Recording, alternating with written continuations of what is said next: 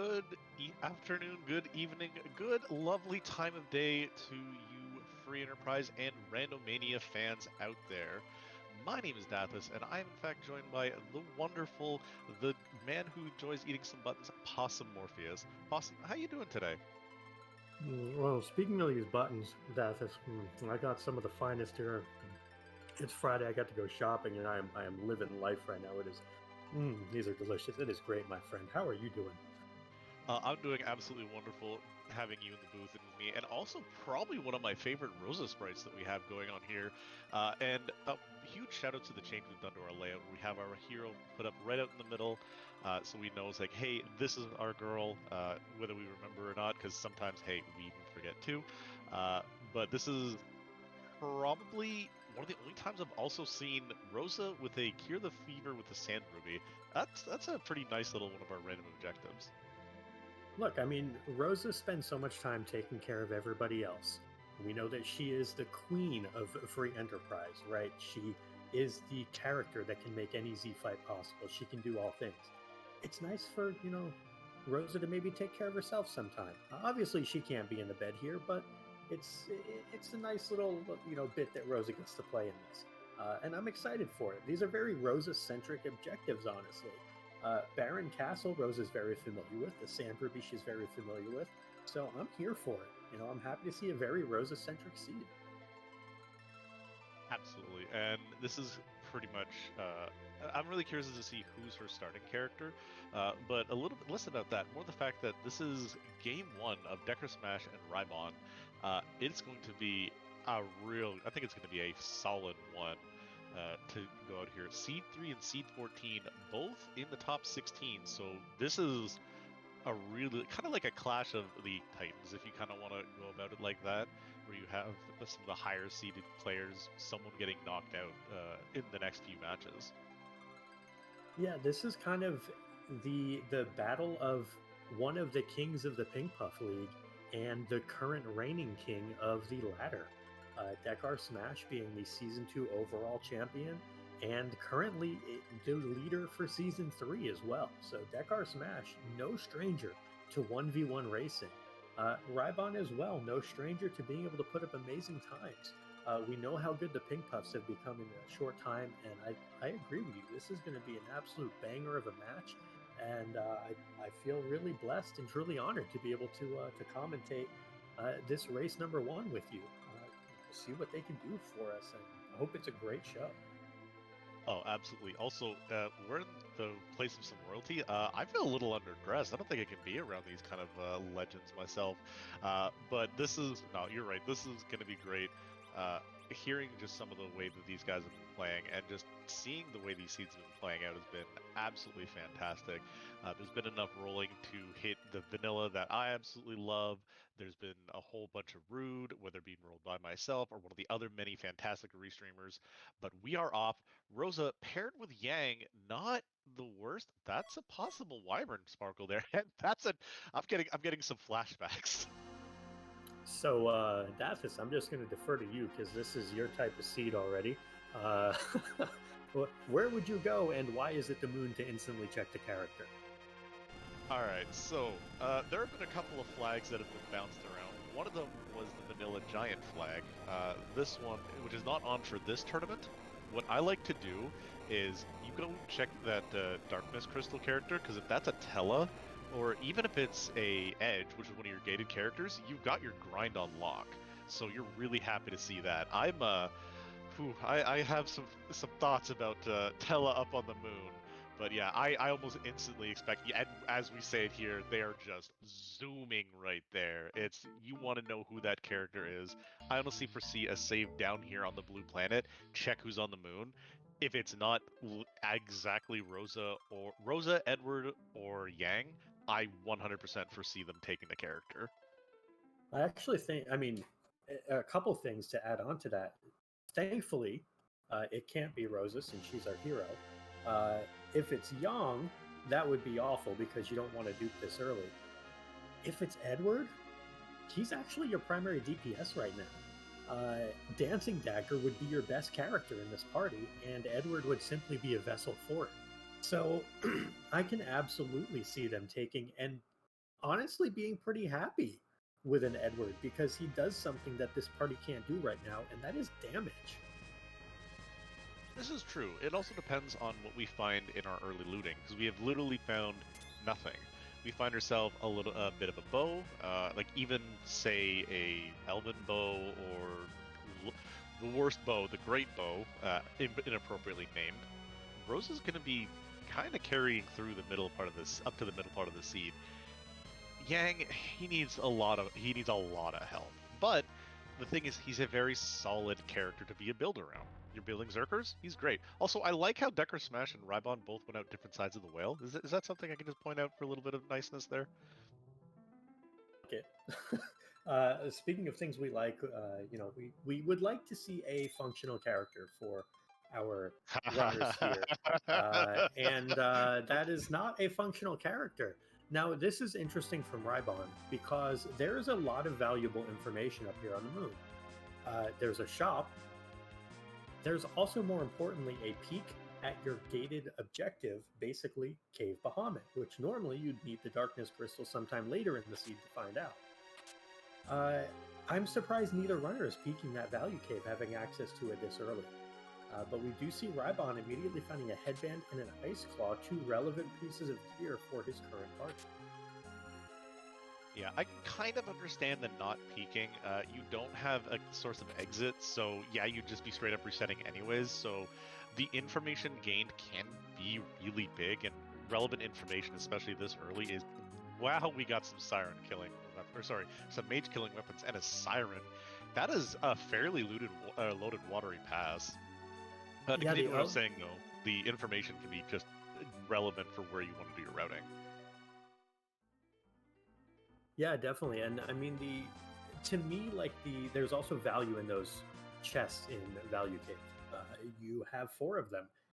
That's a decent shot at things like a heroin rope, like maybe even an Artemis bow, things that you just can't really get elsewhere.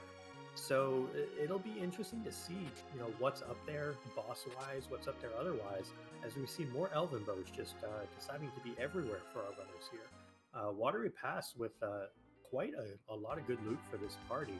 We'll see if we get the same type of goods out of Evelyn. We do see a strength ring and a headband, so that's also pretty good, and a grimoire. Yeah, there's a lot. That's a lot of really good loot overall in both locations. I think normally I like to kind of see where's got a bit of a head. It looks like Watery Pass is kind of like giving you your early game power, whereas the ability for the rest of it is giving you kind of like your mid to late or hoping for other characters with the Evelyn Castle. Because like we said, we saw, oh, there's a blue robe. Are we gonna be? Where's the pause? Nope, that's his water I didn't bag. see a pause. Oh, that is a pause. Ooh. Wow. You want that healer, you're going to have to work for it. But that is actually probably one of the best gauntlets to have Yang for. Yeah, you can actually kick at some point and get through it pretty easily. I don't hate resetting out of it right now, but I would also have considered that because you do have Cure 1 with Rosa. Maybe you just wait. You do Antlion Cave, maybe you do Fabul, you get Cure 2 on Rosa, and that really starts to get that going. So I don't hate this from rhybon, where maybe it's better to wait so you have some AoE for it. Very true. The J items right now, not really plentiful, not really, I say that and we get a lit bolt, not really the strongest. We don't really want to use that grimoire right now. We don't want to use the lit bolt if we absolutely have to, but there is the option of having some of those fun items there. We have all the assortments of the claws for Elemental, by the way. There is no law when we found that Thunder Claw. But, Dathis, did you see the big ticket on Dekar's side? It was so nice, I saw it twice. Those Yes. double heroin robes, that actually makes that Porum extremely attractive in my opinion, especially with the double elven bows that are in Watery Pass. This is really solid loot in the early game, to be completely honest. Yeah, this is Evelyn Castle deciding to change the face of this race from the start. Dekar getting a huge loot advantage. Watery Pass had some nice things. Eblin Castle has some endgame stuff. Zeus Gauntlet and 2 heroine robes. For this party, I don't know that you can find better stuff. As Zeus Gauntlet, Strength Ring, 2 heroine robes, Archer, Darkness Arrows. Yeah, I still don't disagree with leaving out of this as much as I would love to grab your third character. I still think that this is probably the right call. Just like, you know what, we'll be with you later on. Yeah, and we do see rhybon making use of those starting 4 rages, deciding to just repeat blast the Dark Imps into oblivion, and there they go. Rosa learning Life 1, not Cure 2, which again is a little annoying for that gauntlet, receives a Lip Bolt. I'd be half tempted to reset, but it also depends how much looting had been done. So it's awkward, but I guess you keep it. You also get that 1 extra level, which is important for these characters. Absolutely, and additionally, there is also that Thunderclaw. We haven't seen any of our lightning weak enemies, so having that extra little bit of a gear, yeah, having to dip down here, grab it, and come back. The XP on Rosa, the XP on Yang, I agree. It's going to be those 2 things alone make it so that, yeah, this was a quote waste of time. But additionally, that Lit Bolt get Yang another couple of levels, and that's basically as good as almost a Zeus Rage on that gauntlet. So if you do eventually want that for him, you've got Jay out of the toss. Oh, for sure. And I think we'll see our runners after they do Antlion and after they do Fabul. I think you'll see them head back over to Hobbs. You really do want to get that Porum if you're going to take her before you go up Ordeals. And the reason for that is you're staring at somewhere around 6,000 to 6,500 XP from those couple spots up there. It's really nice to get her kickstarted with that. So it'll be interesting. Now, the one thing that changes that is if there's also a Porum in Baron Inn, and then you just never see our runners go to Hobbs. So we shall see how they go, but especially on Dekar's side, a second heroine rogue user is quite the pickup. Exactly. She becomes pretty much like a mini Yang at that point, I would assume.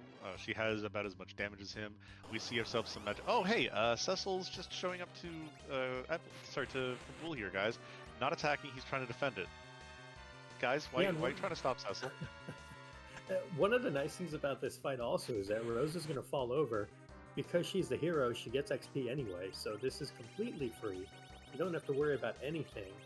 And, I mean, there's some levels, so not bad. Nice free fight for the runners, but yeah, Cecil and Yang, I guess, having a party at Fabul. Little throwback to their good old days before Free Enterprise existed. Yeah, and he said, "Oh, I had some fun here. Peace out." Disappears, fades off the screen, and the reward that we're given from the king is just the pass. I say just because right now, not progression. Later on, that's going to be a really, really nice pickup. So we might even have to just never go back to the moon. Who knows? Or maybe never go at all. I mean, we've already been there once to see the characters, so technically we've been there once. But yeah, that's this is where you start getting like the tough choices. Do you go and do you check Baron Inn to see if that character is going to be worth it, if that is that Porum, and do you grab her and then go there, or what do you like? I know the obvious pickup here is just go straight to Ordeals, kind of like continue along the quote vanilla path of progression of how we do it. But would you be tempted to get that information first, or how would you go? How would you be attacking this seed? Yeah, I would definitely be prioritizing Ordeals at this point. I just think that's a really good natural progression you were kind of talking about. And speaking of natural progressions, Randomania 2, thank you all for joining us here on Randomania 3, progressing from the number 2 to the number 3. We appreciate y'all. Remember, everyone, no spoilers. We are currently about 10 minutes into this Rosa Hero race. We received a Lit Bolt from Antlion Cave, a pass from Fabul Defense, a starting Darkness Crystal with a duplicate Yang. So not a lot going on for our runners. Big advantage in early looting goes to DekarSMASH, who picked up a Zeus Gauntlet and 2 heroine robes out of the Eblin Castle. And we are now being greeted by the rudest of tornado bikinis hanging out on Man Ordeals. Yeah, these two spots are probably the absolute worst for Valvalis.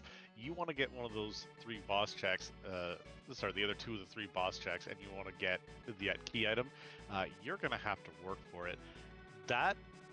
So with that alt gauntlet, it's not a lot of XP, but this is the point where I think maybe you go and you take that alt gauntlet for XP, or maybe you go and do what DekarSMASH did, where you go and you loot the entirety of Evelyn, saying, okay, now I need some gear for this Rosa and this Yang, because this basic stuff is not going to be of any use. But instead, going against everything I said and going to go check Baron for the character. Solid heads of play still. Yeah, it makes sense because rhybon has seen the character on Hobbs. He has done Antlion and done Fabul. So he has Ordeals and Baron left as far as natural checks. He knows that his underground access, or what the dedicated underground access through the seed is not going to be through Ordeals. So he gets a peek at another character, which in this case is Kayn, and also knows that this is likely where his underground access is going to be from, unless it's a sneaky D-Mist hanging out somewhere. So this is one of those plays that rhybon is leveraging the information that he knows, and also being able to pick up this Kayn, as Chad is pointing out, is huge against Val to help out. Val in this particular spot has no magic defense, but has quite a bit of physical evade. So Dekar is going to have to go through and aim if he wants to get through this, and also saying, no, I'm good, there are greener pastures literally anywhere else.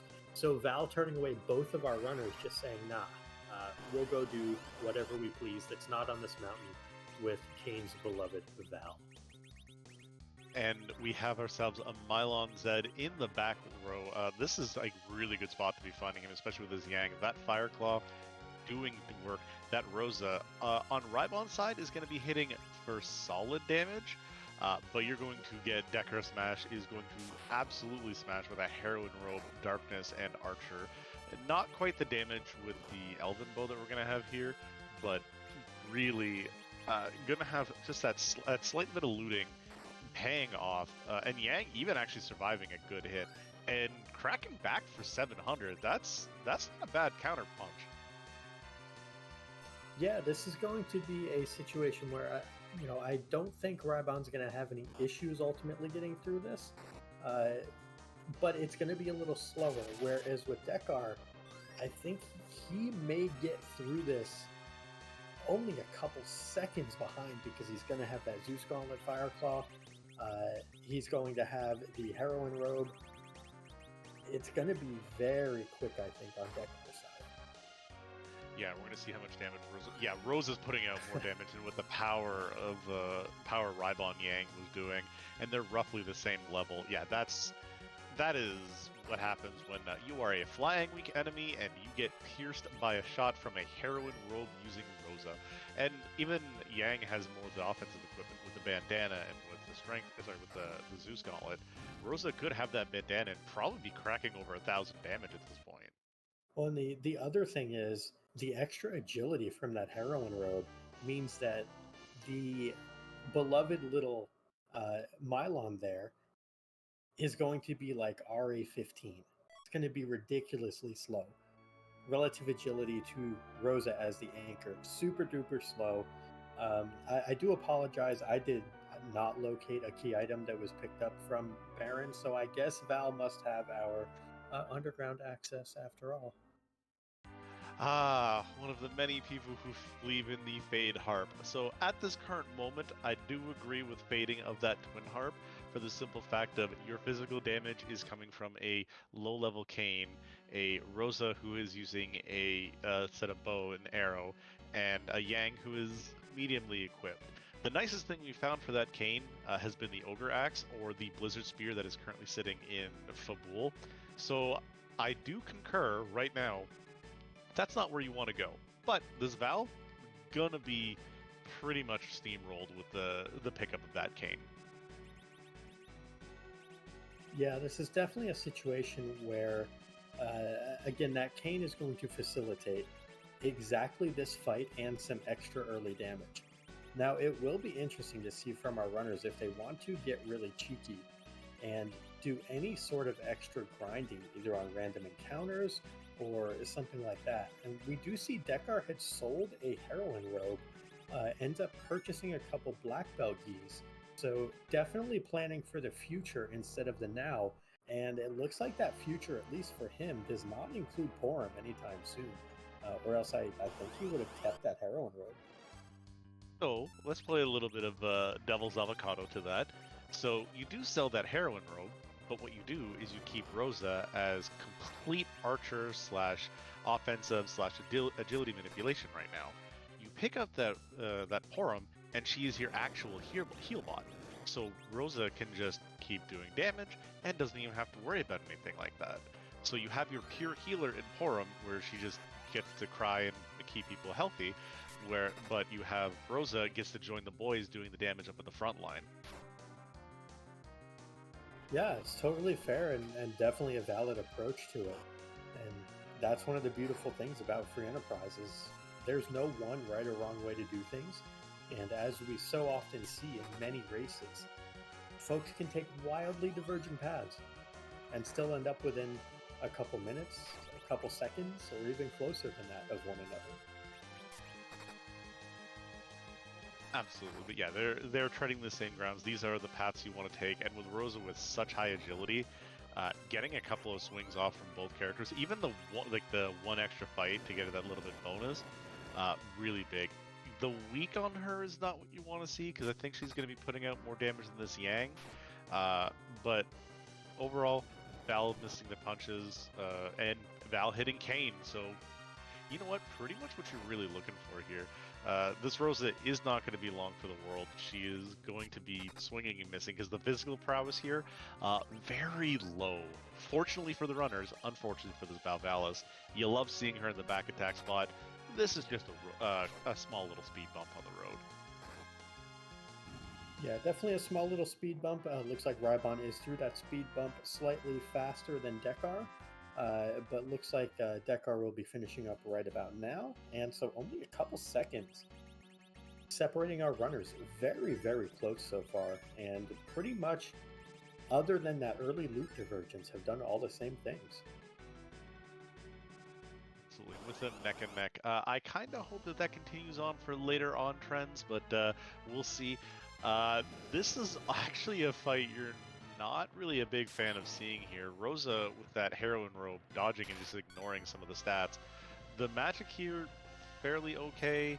Actually, that hit a lot less than I was expecting it to. This is a speedy spot, and the abilities that the Dark Elf has, not exactly what you want to see. Yeah, the awkward thing here in particular is if Rosa precisely gets piggy. And thankfully it's just Yang. Now, one of the cool things is Yang has a power punch queued up, and so because of the sprite, the game's like, what do we do? And so he just starts dancing. And it's one of the beautiful things is that it just gets confused. Now, Yang can't queue up another power punch, but because it was queued up beforehand, he's able to still power through it. So I always love that particular little Easter egg that is floating out there. It's very interesting how certain status effects remove certain characters' abilities to do special actions. Like, for example, Yang, he loses, as you mentioned, he doesn't get to do that while pigged. He also doesn't get to do that while poisoned from Dr. Luggage's favorite special attack.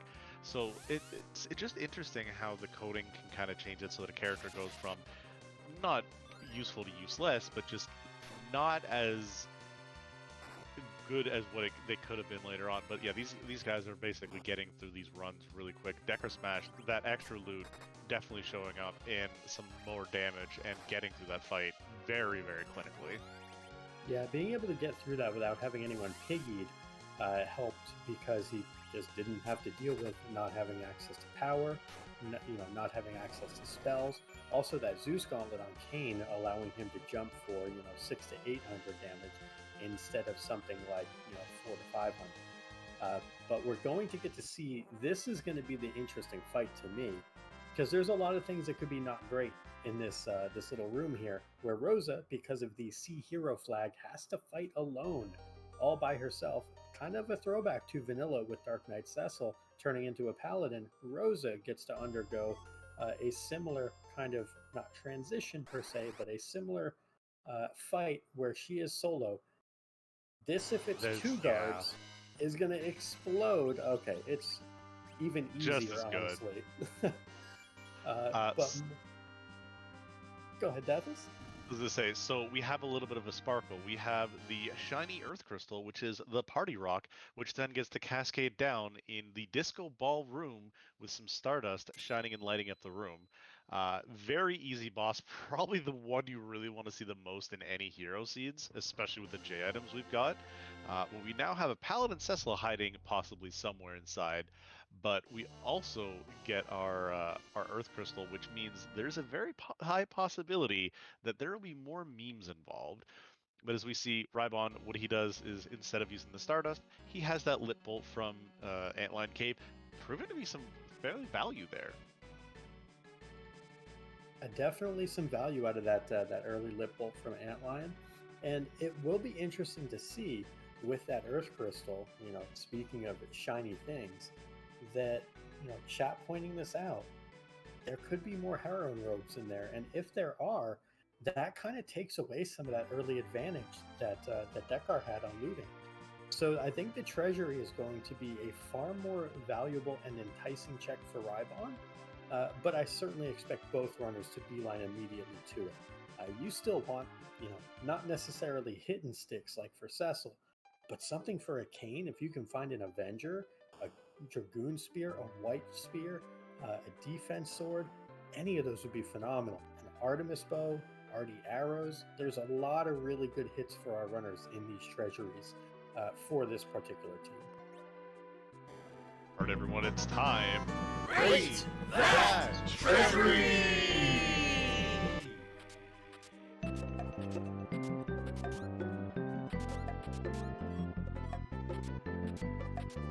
This treasury, I'm honestly, for this team, is a solid 8 to 9 out of 10. That may be one of the best treasuries for what we have right now. These characters, white shirt, heroine robe. So you're right there. There goes the entirety of that disparity. We have a samurai bow, which gets rid of a lot of the elven bow disparity. That kind of isn't really there. We have a dwarf axe. We have a back row Kayn now. We have white shirt for when we want to transition Rosa from heroine to true hero with that amount of damage. It's just there's with that amount of healing. It's so that was such a really good treasury at this point in the game. Yeah, definitely agree. That was fantastic for exactly this party. The only thing I wish our runners would have found to help them a little bit would have been a better Kayn weapon. But Ogre Axe, not the end of the world. Just not what you want to be taking Kayn to the end game with, or to really help you kind of get the party started and keep it going.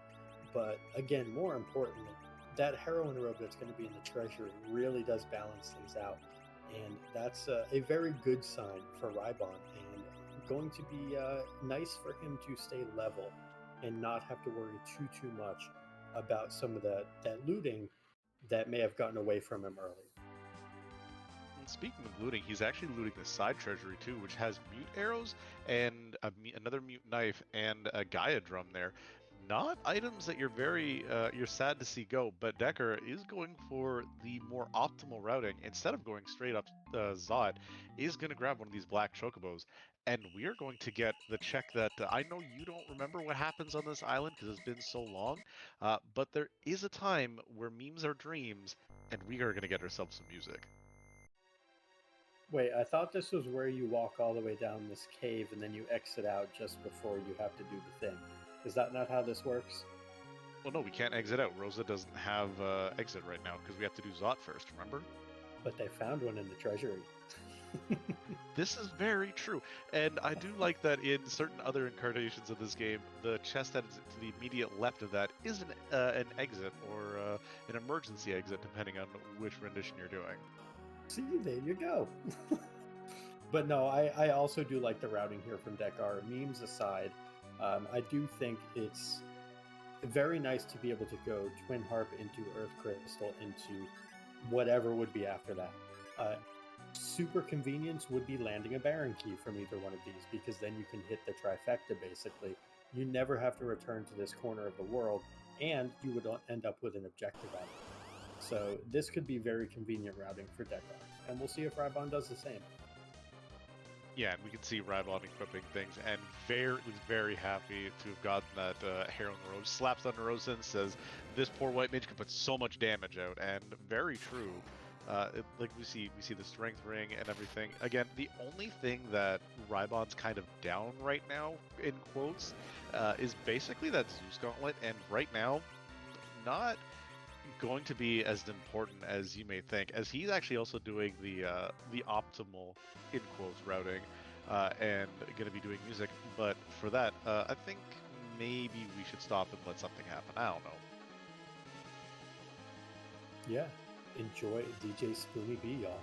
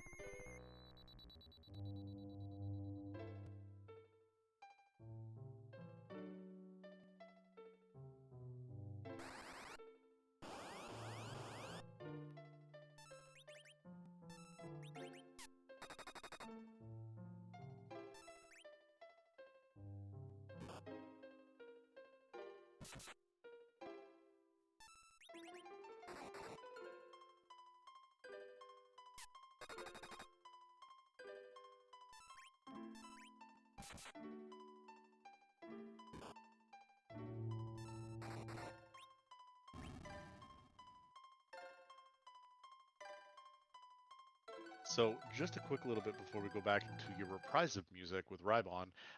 That was a very quick fight with that gang popping out 3Ks. Also, rhybon looted one extra chest and found something that's going to be a huge upgrade in that poison axe.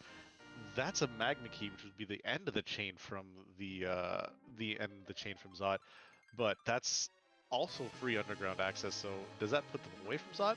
We'll discuss all this and more after the prize of Secret of Mana music.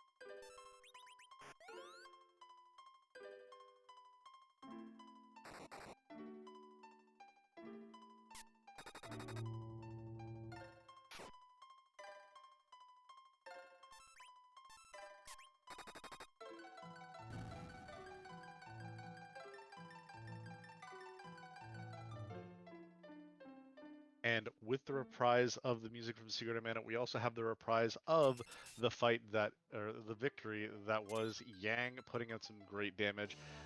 And we have the other blue robe here in the Tower of Zod.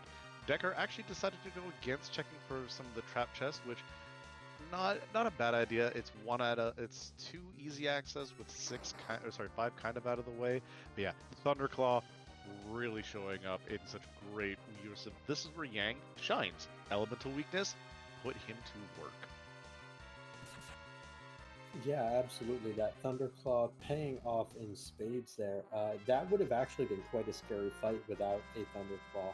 You may have been put into a situation where you had to actually jump the Zantetsuken's there and have to Thunderstruck, or in this case, Canderstruck, Odin to death. So that Thunderclaw really, really coming in clutch for our runners, who both are headed up the Tower of Zod. And Dekar already threw that Water Hag.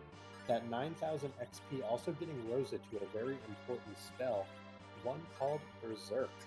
And that is a great pickup for Dekar. Absolutely, and I do enjoy the runners saying, you know what, we want to fluff out our team, and we're in this area anyways. Let's continue this routing here. Again, fairly smart. You don't have to come back here. You don't have to worry about that Earth Crystal burning a hole in your back pocket.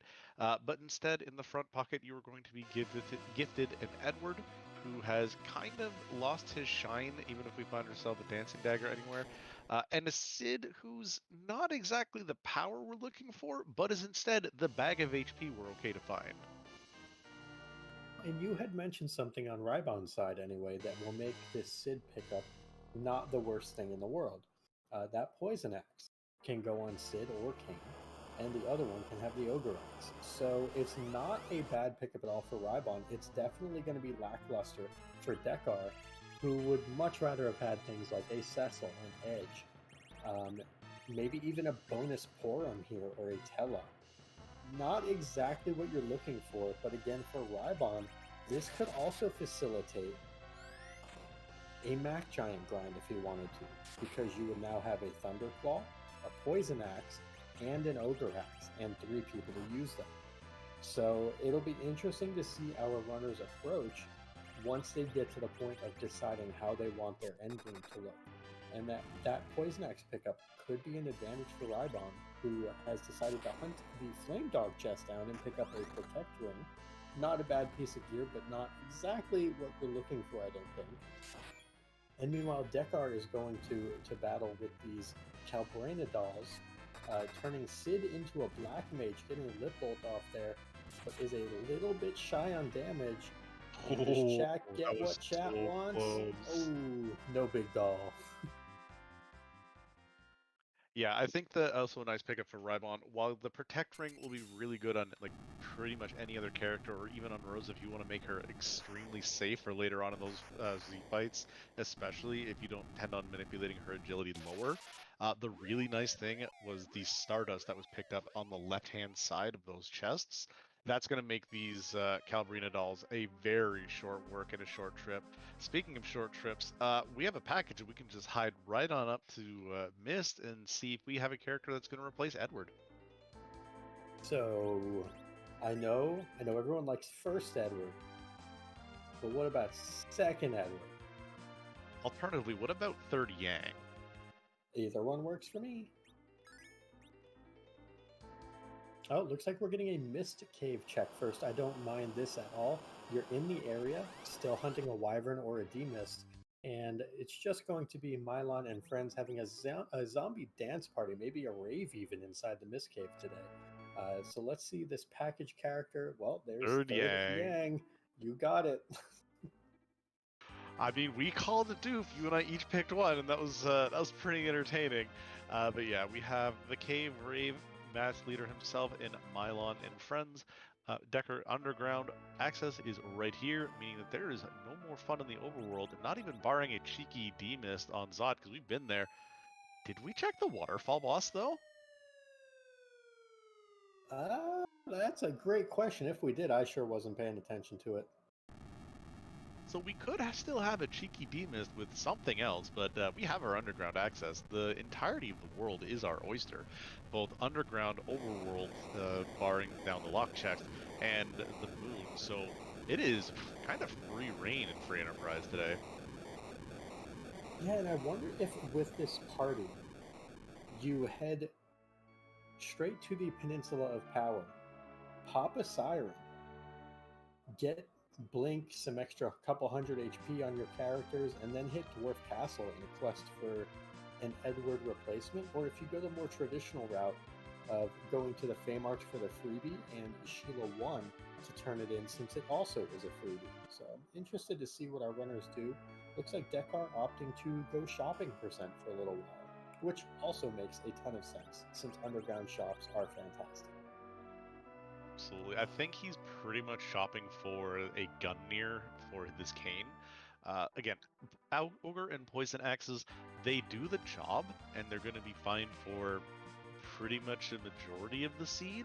But when it comes to wanting to fight those moon bosses, wanting to fight Zeromus, you kind of want something that's going to pack more of a punch. So you want to have like a second Yang.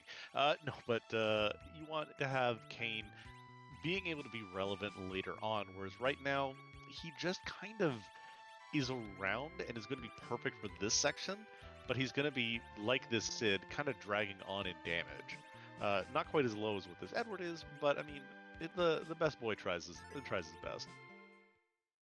Yeah, this is the type of situation where if this is the party you have to take to the end game, you're more or less looking at Kane doing some damage, Yang doing the bulk of your damage, Sid either standing around and looking pretty, and speaking of standing around and looking pretty, Dekar being trolled by one of the dwarves, deciding that he doesn't want anyone to go visit his friends in the shops. How rude. That may have been one of the rudest NPCs I've seen in a hot minute, and I've been blocked by the girl outside of Troya for a hot second as well. That was not fair for him. But we do find another fun item that would have been really nice to use against these upcoming boss. There was a rune axe along with some mute arrows inside the dwarf. Like, hey, we got some mage bosses coming up.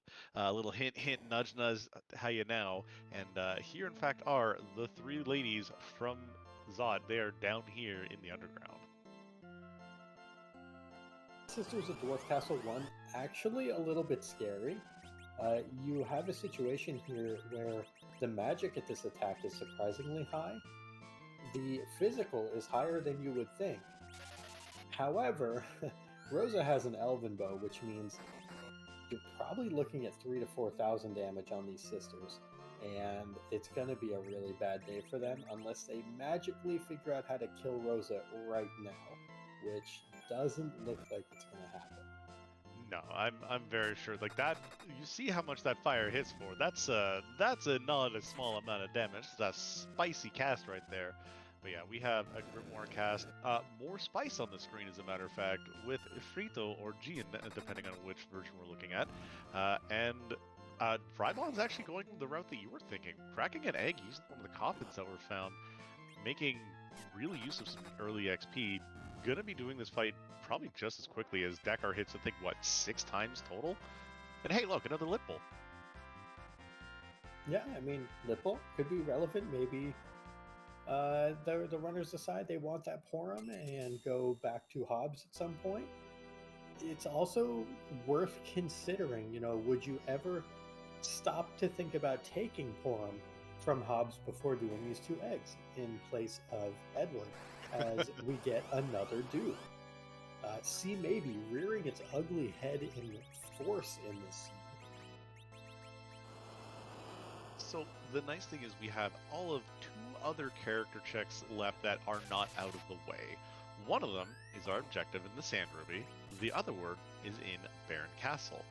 We're not going to go do the giant list. We have absolutely every reason to, with Wyvern and Demist gating one of our other objectives. So, barring that, we have 2 possibilities that are unknown, and we have the one known in that alt gauntlet. From your point of view, Possum, I would be very sorely tempted to just get this Edward out. Give me that girl. I saw this before, but now I've got a squad that just can hold A and get through that. Would you be tempted to get that Porum now, and then maybe do that Mac Giant grind you were talking about? I would be very much so considering it, because this is the type of party that it's going to be a bit of a struggle bus to do things quickly and efficiently. You'll get through them, largely on the back of Rosa. But how much faster can you get through them when everyone's involved? And to that point, when do you start thinking about a second character to slingshot? You have access to it now, and Apple is another Zong. So we are not getting a lot of key items.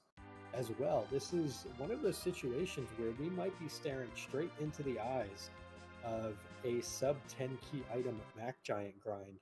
Now, I do know that DekarSMASH is extremely well versed in those. I know of an async that if he didn't win, he took second in it because he had the chutzpah to do 31 Mac Giants, sub 10 key items, where everyone else was like, we don't want to do this. He did it, and he was victorious or very close to victorious because he went that route. I don't know if that's something rhybon would want to do or would do. I know most people wouldn't, but it's one of those things where our runners may be forced into exactly that. And that Adamant Rock does put Dekar a little bit closer to 10 key items, so maybe he holds off, but still only at 5. Or 6, Yeah. excuse me. Counting's hard. Counting is very hard. I know you see a button, it lit up, and you ate it. So I see how it is. But the thing is you're kind of right in that aspect. It's a low amount of key item Mac Giant grind. We have the life glitch disabled for this tournament because we're trying to find ways. The admins have always found ways to try and change up the grind, maybe shake up the meta. But we just go, you know what? We're gonna brute force this anyways and just take twice the amount of grinding. Now, 10 key items and a slingshot, nothing to scoff at, especially with a life glitch. It's Chef Kiss. That's a sparkle though. Let's see what this is first before I continue on that little tangent. That is not required, so we have leg, quarter leg, and double the lunars. So that's not bad. Also, the nice thing about finishing Zot, we have Exit on Rosa. To go back to the point that I was talking about, though, you do not like the idea, as you were saying, doing about 30 odd Mac Giants, because you are going to be there for a little bit of time. Thunderclaw, Kane jumping, and then Sid doing damage. You're not gonna they're not gonna be there for very long, but it's just a slog, and that's where you and I are gonna have a lot to go over some conversations about, depending on what's going on and one of the other runners stream at that point. Well, thankfully, I am also sadly very well versed in Mac Giants, so I can tell everybody all about them and some of the fun little nuances and best practices on raising your Mac Giant as if you want it to be a pet, and how to really manage and make good out of a bad situation. Kind of Mac Giant and you, or Mac Giant 101, however you'd want to treat it. So yeah, that's something that I guess we could look forward to, but that would be one of the byproducts, as you alluded to, of turning the life glitch off, is that it doesn't stop the grind. It just makes it longer. I do like the Mac Giant in you, a Possumorphia story. I'm very interested to read your book, sir, and I would like to subscribe to this newsletter. But we do have Dekar is checking in. Does Sheila have the goods, or are we routed to a possible keyless tower? I'm down for some keyless tower shenanigans, but I don't think that's going to happen here. Sheila is in fact giving us a different key. That's a Luca key. You gotta walk that out. Yeah, you walk that out, you chase it, but you're not necessarily happy about it because the Luca key is scary. You are right now relying on a very fast anchor in Rosa. Well, one of the issues with the Luca key is that spot has like 66 agility. Rosa does not. The faster Rosa is, the worse off your party is because agility is black magic and none of it makes any sense. So you actually want the heroine robe off of Rosa to slow your party down so everybody else can actually take turns. It's a super awkward spot if you find, let's say, like a Ruby down there. Leviathan or Magus Sisters would be nasty down there. Anything that uses magic. A Wyvern that decides to cast something rude like Quake or White. There's a lot of really gross things down there that you really just don't want a part of. Nice little bit of tech here from Dekar, using the Medusa arrow though to proc the stone on the egg and get through that siren very quickly. So I don't know if you've known this or not, Possum, but there was in fact a Wyvern that cast a party-wide white at that evil wall spot. Now, why you know why the magic is so high in that area, right? I'm going to let you explain why, but I would also like to have you fashion the guess as to how much damage that fight did. I would guess somewhere around 1600 damage, because I think I remember watching that race. Very right. I believe it was between 16 and 2000. I can't quite remember, but it was enough where we looked and went, huh, that's Yeah. that's a thing. Oh, hey, look, heroin ropes for sale. And ninja hats. Absolutely, that's really good for messing around with Rose's agility. But the reason why is because Crush by the Evil Wall is actually a magic-based attack. You think it'd be physical because it's literally crushing you with its weight. No, no, no. It is magic. So to make sure it lands, you have to have a halfway decent magic stat. So anything that is a caster down there is not what you really want to find. Rubicante casting Glare down there, that is probably a scarier sight than you may think. You think, oh, this shouldn't be too bad, and then you watch a Glare hit your character for about 5 to 6k, and you're just like, I'm sorry, can you try that again? Yeah, it's one of those spots that's very scary for a lot of different reasons. And even if you get something like, let's say, a Baigen down here, Baigen is not the worst boss. And, you know, I don't remember if we've seen Baigen or not, but if Baigen's down here, that's still 3 punches really fast. As Chad is pointing out, Golbez down here. Our runners are going to know how to get through Golbez. But if you don't have veils, if you don't have ways to mess with status priority, you're going to be seeing 3,000 to 4,000 damage viruses. You're going to see 5,000 to 6,000 damage, lightning spells. But one thing you won't see from rhybon right now is the Luca Cave check. And one thing you won't see from DekarSMASH is the keyless tower check. So for the first time this seed, we're actually getting to see some divergence from our runners. So this is a nice little spot for us. We are going to finally have more information than the runners have.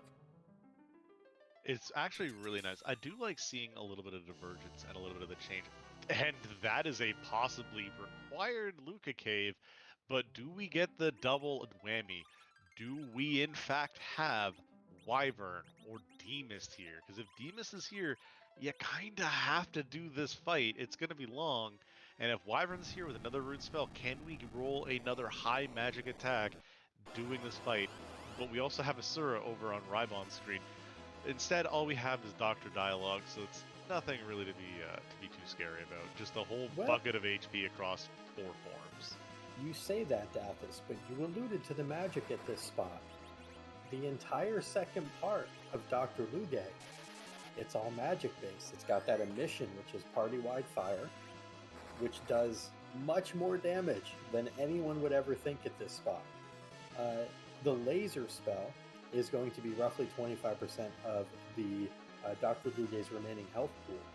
Beam, not so much a concern, but this is a fight that could be a little scary if exactly Yang gets gassed in the second form, because then you lose your Thunder Claw wearer and your ability to quickly burn through Dr. Luggage.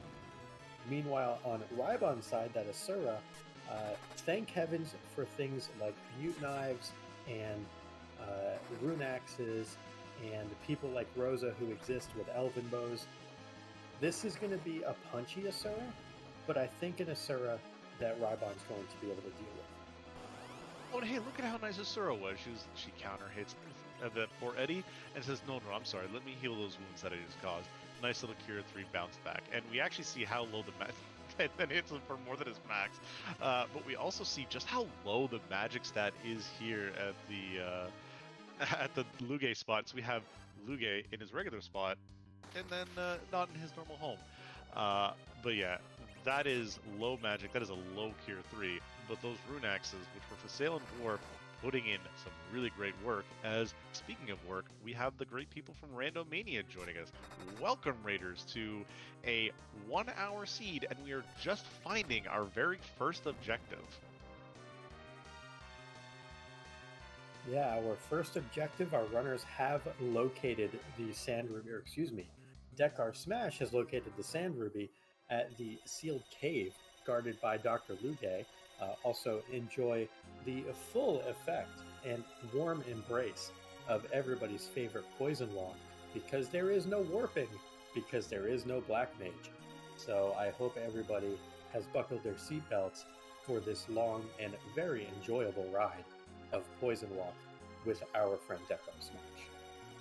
I'd like to do a big shout out right now to our restreamer, Judge and Phineas, for putting together this lovely seed and for continuing to keep the audio on the Dekar side where we have the Poison Walk.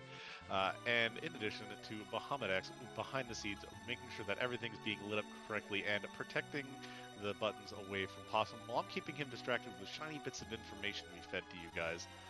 Huge shout outs to him as well for keeping me grounded with a heck of a lot of information between not only the runners that are there, but just some of the race mechanics that I'm a little bit shoddy on by comparison, but he is very much adept with. Well, thank you so much for the kind words, Dathis, and everybody. Please make sure you give everybody involved a follow, and that includes our runners. Dekar and rhybon putting on a heck of a show for you. Make sure to drop them both a follow. Again, Dekar, one of the kings of ladder right now, and rhybon, one of the kings of the Pink Puffs, both of which are fantastic runners, and both of which have come away with different objectives. Whilst Dekar was gathering his sand ruby, rhybon gathered his forge. So an interesting bit of divergence, yet both end up required. Speaking Bard. of required, that's not a bard that you want to see. You're going to be really happy for that full heal and for that objective, but you're going to look at this dupe and say, you are not welcome in my house. You can go back to this bed, Edward. You already have... Sorry, you can leave this bed. You can go back to Troya. You have one there you can relax in. So the other interesting thing this brings up, in addition to just leaving Edward behind wherever it is we leave him, we now know that because both the Luca key check and keyless tower are terminal checks, our runners cannot get to 10 key items before the moon. They are stuck at 9. They can full clear everything, and they cannot get to 10. Is, I believe, my understanding. There is still the possibility of Beamist at Waterfall, which we have not seen what the boss there is, so chat pointing that out.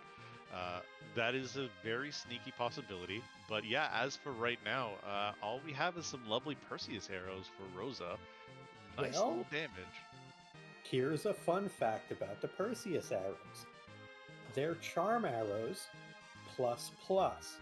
What are charm arrows good for? Mac Giants. Rosa just became a huge extra source of damage for everybody's favorite Mac Giant grind. I don't know that I've ever seen a seed point you more in one direction for a grind than this one right here.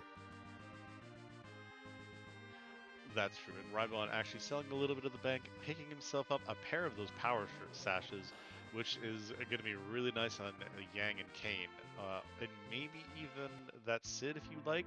But so we're talking about this Mac Giant grind. Are we just going to go and do...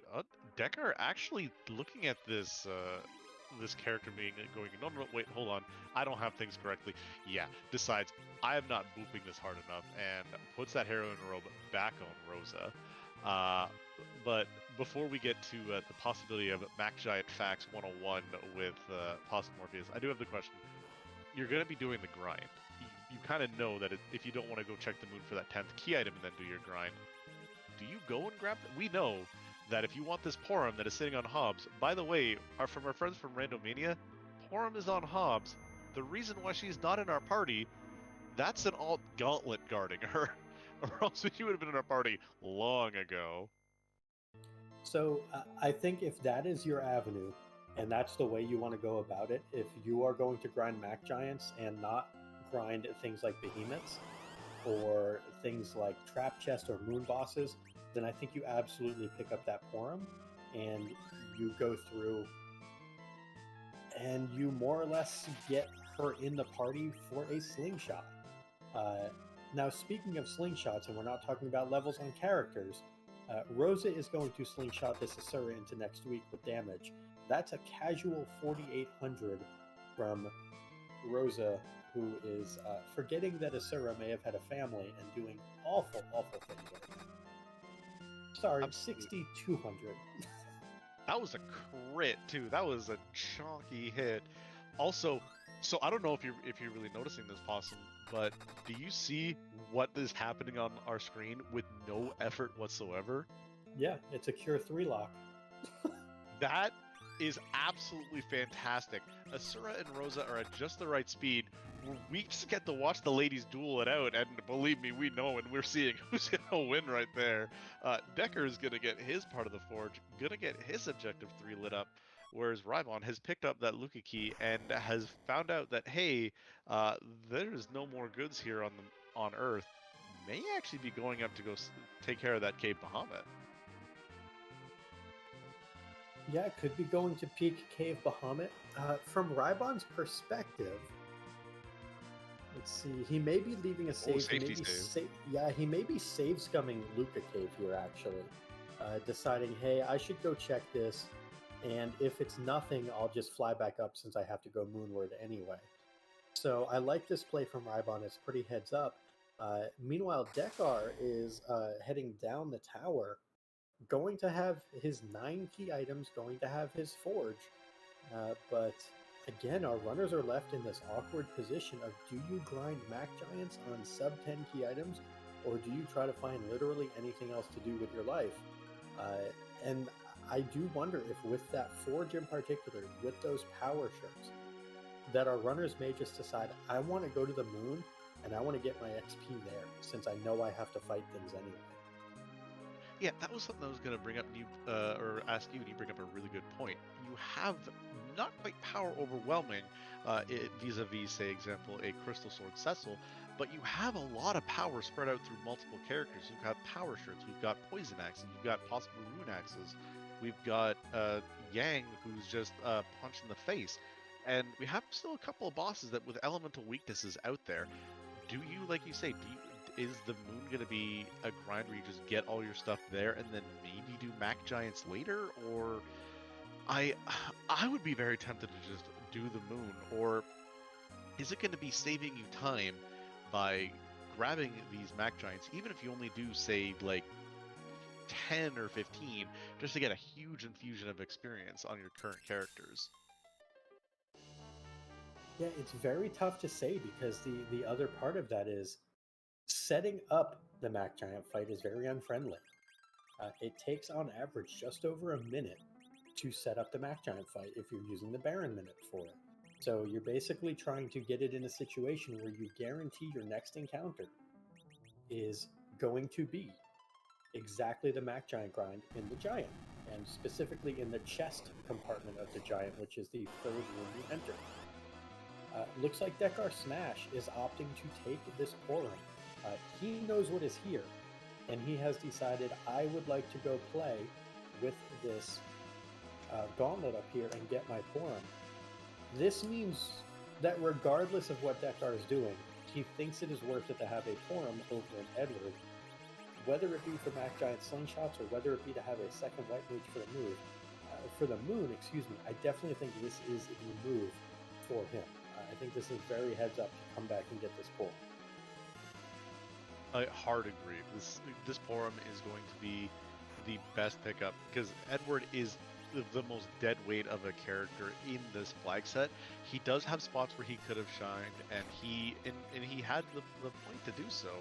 But with the way everything's going, we're getting a little bit of the swag cheer from Kane as Yang is kicking back and forth. Remember what we said? Yang doing some kicking. He's going to be doing that and putting down pretty much everything here with those double charm claws, or cat claws, sorry. Yeah, and those cat claws giving 5 agility and 5 strength means that he's the fastest character in the party, even faster than Kane right now.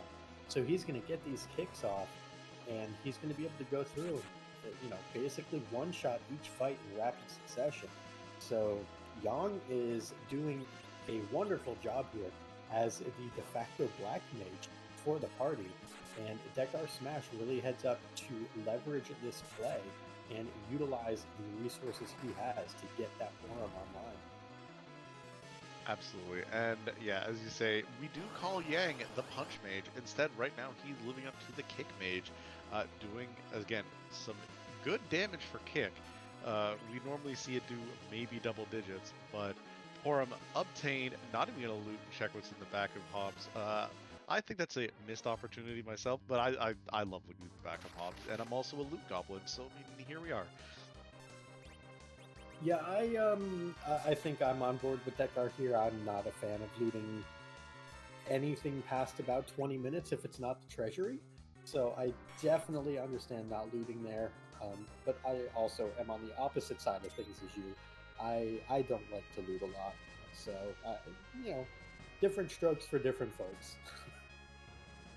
Absolutely, and again, there's no right or wrong way for doing some of these fights or doing the way you want to do it. And Decker has said, you know what? Yep, now we have to go check the lunar area, and is going to be checking the dais off the bat. Looks like instead of going and seeing the cave Bahamut value. I kind of like this. You know, you have to go there anyways. It's interesting to me because here I would look at this and say, but what if this is Wyvern? That would be go mode. It is possible, and Chad is bringing this up, that there could be a siren coming into play here. There are a couple different encounters that you can summon up. You can get gold dragons, but you can also summon up 2 red giants, which are going to be treated much more impolitely by our current party for Dekar's side. So it'll be interesting to see if he knows where to summon up different things and what he wants. Also, Judge Infinius pointing out there is a mute bell. So could be going to floor 4 and pulling a pack of warlocks, which will give somewhere in the neighborhood of 55,000 XP, I think, 53,000. And you'll be able to get a slingshot on Quorum, and she'll get effectively 105 or 106,000. So we'll see what Dekar opts to do here, or he may just go straight for the Murasame altar. I am a huge fan of, as Infinius is saying in chat, the YOLO strats. Could get some levels on this Porum to where she can cast at least Burst on people, or we could just start going and Porum has a life staff and we could beat things down with that. And I'm here for the Murk Child. rhybon though, getting that crystal, that Sander beat. There's a D-Mist, not cheekily hiding anywhere else, but says, hey Porum, and knocks the poor little kid out. We'll slingshot you some XP later. This is actually a pretty manageable fight. It's going to be slow, but it is 2 key item checks. So 2 shots at the Baron key, 1 from turning D-Mist in, 1 from going through and defeating the boss here. Once the blinks are up, it's going to be very safe. It's going to be very long, but you are also at this point committed to making this play. So by doing this, as chat is alluding to, you will be most likely seeing a save scum here, regardless of what the item from D-Mist is. You will see our runners decide, okay, that's great, I'm glad I got this, let me go check and see what it is. And then if it's nothing, they'll reset back to the moon. And I think that would be very heads up for our runners, because you don't want to lose that potential value and miss something that your opponent might find, especially in a race with 2 runners of this caliber. Absolutely, and I think that especially in game 1 of a best of 3 series, you kind of want to take the lead as early as possible, give yourself that nice comfy extra game advantage, and as well maybe kind of put a little bit of a, hey man, what could I do better for the next round? But then again, rando gonna rando, and we could have D-Mist give absolutely nothing, and the save scum just be like, okay, cool, quick, in and out, and then back up to the moon, and you lose just the time from traveling to the blue planet and back. But instead, as of right now, we have our favorite part of D-Mist, the waiting game. But we do also have rhybon. I really hope we get some more kick strats, because that was very entertaining. And one thing of note there, rhybon did not take the mute knife off of Kane, but does look like we are getting to kick through things. It looked like rhybon may have been trying to target Porum, so maybe thinking of grinding here. Let's see. I'm gonna let her live for now. Yeah, that was actually something I was going to bring up too. Is it at the point where she will still be in slingshot range after getting even a chunk of XP here? I feel like she would be, because everyone else in the party is in their mid to high 20s, whereas Porum would be maybe what 18 tops sort of thing. Yeah, she'd definitely still be slingshotable here, so that would not be a worry whatsoever. The one thing I would wonder about is if this was the route you wanted to go, would you have ever considered dropping a second character and keeping them below the slingshot threshold as well? It doesn't look like either of our runners did that, and it's probably for the best because you really needed all the help that you could get early on for this team, so it makes sense that Young and Kane were both standing the entire time, and slingshotting a Sid doesn't really do much. Yeah, Yang, if you were going to slingshot Yang, you would have had him knocked out a whole long time ago and had a lot less damage. Yeah. Kane, you really have nothing to slingshot him into. It's like, cool, I have a 5,000 HP Kane with the poison axe.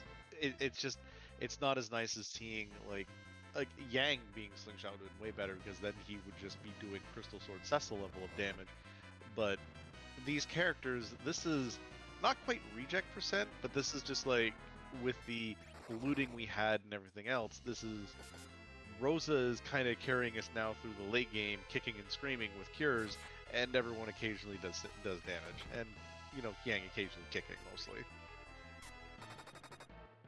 Yeah, this is, again, one of those situations where other than Yang and Rosa, you just didn't really find the characters that you want to take to the end game. But maybe Dekar will be finding an item to take him to the end game. We will find out, and it looks like rhybon is grinding while Dekar picks up a sorcerer robe. That is not what you want to find. So I think he's definitely going to exit with Rosa here, save scum this Demas turn-in. You're going to keep the levels anyway. That was almost 60,000 XP. So there's no way you reset out of the levels. But here comes that save, and I think we're going to see an immediate Demas check while rhybon is setting up his grind. Absolutely, and this Demas could be a huge deciding factor. If this is exactly Baron Key or maybe even Tower Key, I think there's so many non-terminal key items right now, or ones that would open up a huge amount of things. Like for example, Tower Key, Baron Key, Pan, lesser extent Hook and or Racktail here, because you're missing the other half of those. It's going to be such a question of like, is this going to be a worthwhile check, and what are we going to get out of it? This is also a bit of a possibility of what kind of goodness this is. If this is the Hook, it's the Tower Key instead. You kind of can't reset out of that unless you go do the check, and this could start off a nice rabbit hole for Dekar right now. I mean, the other thing this gives Dekar is 10 key items.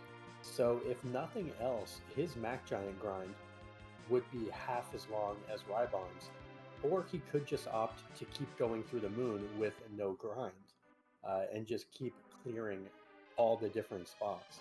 So it's a matter of kind of runner's preference here as to how they want to handle things, but Dekar made it through that demist pretty quickly, all things considered. So it doesn't really seem as though he needs that grind to really accelerate himself.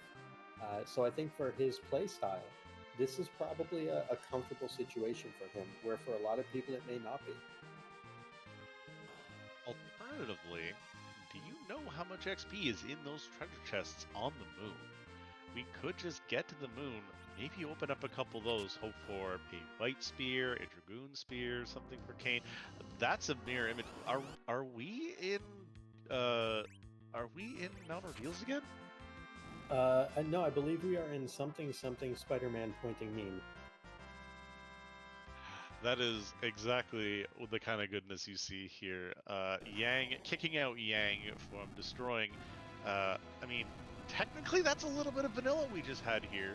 Yang destroying the cannon and keeping everybody out. So, I mean, there is that. But this key item here is also going to, I say, depend on, or put where we're going to have someone. this could be, again, continuing on the chain. If this is Baron or Pan, you gotta keep chasing it. You've kind of jumped into this pathway now. And if this ends with nothing, this kind of gives rhybon a fair bit of a lead now in the fact that he's getting levels, while Dekar could be floundering in nothing but a rabbit hole. Yeah, and I don't know if you saw, but that Yang did quad 9s the last time he punched a Mac Giant. That was a normal punch for 4970. It was a power punch for quad 9s. But yeah, rhybon is deep into the throes of this Mac Giant fight. He has some slows up on the Mac Giants as well, which is very nice. May want to think about party ordering a little bit, because it might be quicker for him to Thor Rage with Kane and then Power Punch with Yang rather than having to rely on a third character getting involved. But looks like that was a pan. So this is either more time that is being bled, or this is a deep chain that rhybon will be probably not finding, because my guess would be after full clearing, after doing a grind, I would assume you would go straight to the bottom of the moon or go value cave into bottom of the moon. There's a very good chance that rhybon doesn't touch that D-Mist. That's very possible. Also, there is the option of still going from top down and looking at Demas going, you're on the earth, I've got to pass. If you're relevant, then we'll deal with you at the time. And again, we could find Wyvern somewhere just lounging around on the moon, meaning that the moon would be required. The worst case scenario for Dekar right now would be either the hook or the rat tail, because this ends this chain here for him at the current moment. He'd have nothing else he can do to continue it off. The hook kind of plays a little bit in his favor in the fact that it's another character check we have access to, but aside from that, he's really hoping this is exactly a Baron key. If it's not, this was all I gotta say. I'm gonna guess pink tail. Oh, that's rude. I'm here for that, but that's rude. Oh, or it's go mode. That is that's very good for Dekar. And see, this, guys, is why I really enjoy doing top down. Now, there are so many different thoughts when it comes to going and tackling this moon. A lot of people love the density of middle out. Going bottom up is also really good because then you never have to worry about that, and you can reset out of a really bad Ogopogo. I personally am a fan of top down, especially when we have the objective of Cave Bahamut. Even without it, I like to get the out of the way spots out first, because a lot of the runners enjoy doing middle out. And yeah, if middle out's going to pay out, then I'm doing it eventually.